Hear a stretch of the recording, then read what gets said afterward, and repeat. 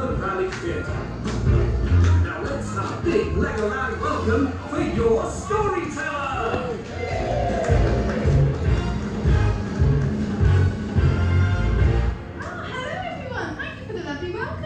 And it gives me great pleasure to welcome you all here to the Duplo Valley Theatre. My name is Laurie and I'm your storyteller. Now, a fabulous tale we have for you. Let's clap and cheer, let's not be blue. Settle down and listen for yourself to the tale of the shoemaker and his kind little elf. Once upon a time long ago, in a tiny village, there lived an old shoemaker. I'm an old shoemaker. And his wife. I'm an old shoemaker's wife. Now the shoemaker and his wife were so poor, they only had enough leather to make one more pair of shoes. That's right.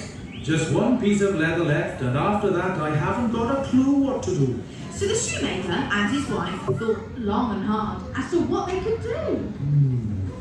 Possibly I could, or maybe No, I can't do that.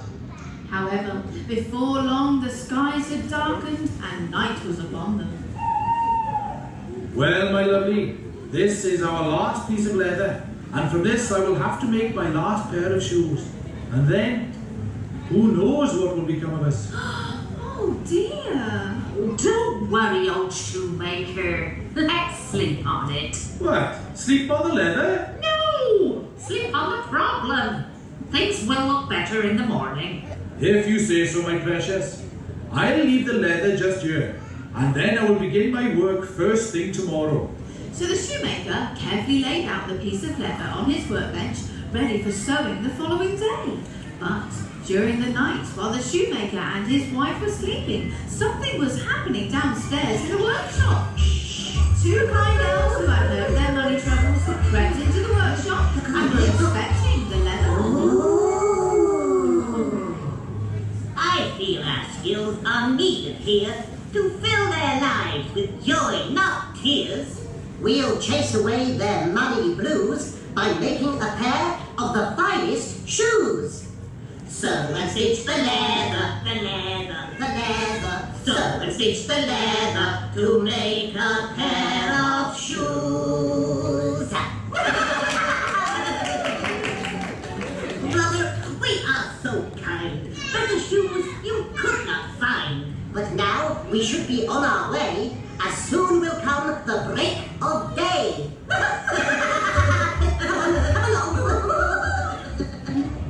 Morning arrived. And when the shoemaker came downstairs into the workshop, an amazing sight met his eyes. Oh, it's a miracle! He called for his wife. Come quick, my little fruit bat, come quick! No, for goodness sake, what's the matter? My nerves are in tatters. Tatters, I say. The pieces of leather that I so carefully laid out last night have disappeared. What? Stolen? The thieves, the vagabonds, the dirty, rotten... No! Calm down, calm down. Look! The shoemaker had for sale a pair of the finest shoes he had ever seen, with stitches so small and so skillful that when he came to sell them... Oh, right, yes, that's me, yes, I'll take those, thank you. Oh, can I have some gift wraps as well? Oh, thank you very much. Well, they sold for twice the recommended retail price. I've never made so much money from one pair of shoes, and now I have enough to buy leather for 2 pairs of shoes. So, that night, the shoemaker laid out the pieces of leather on his workbench before he went to bed. All ready for me to start work first thing in the morning. Good night, old shoemaker. Good night, old shoemaker's wife. Aw, good night, you two. Sweet dreams.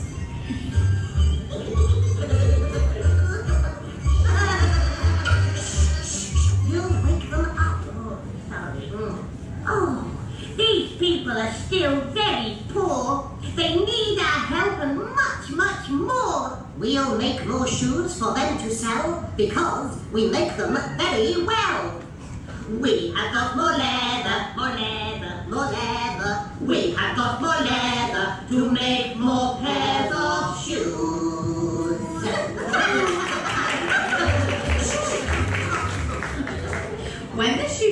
and his wife awoke the following morning, they found in the workshop 2 pairs of the finest shoes. And believe me, these are the work of a master craftsman. Again, the shoes sold for lots of money, so the shoemaker could then buy even more leather for more shoes to be made. Time went by, and each night, the shoemaker laid out the pieces of leather, and each morning, more and more shoes had been made. So the shoemaker and his wife became richer and richer. It's like we've won the lottery.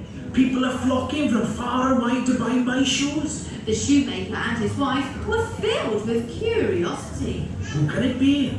Coming here at night, hammering and stitching so carefully. We have so much to thank them for. That time sharing New Yorker starters. Not to mention our lovely Triumph Herald with leopard skin interior, fluffy dice, the Yeah, sequin that's flavour. quite enough of that. Now, listen. I have a cunning plan.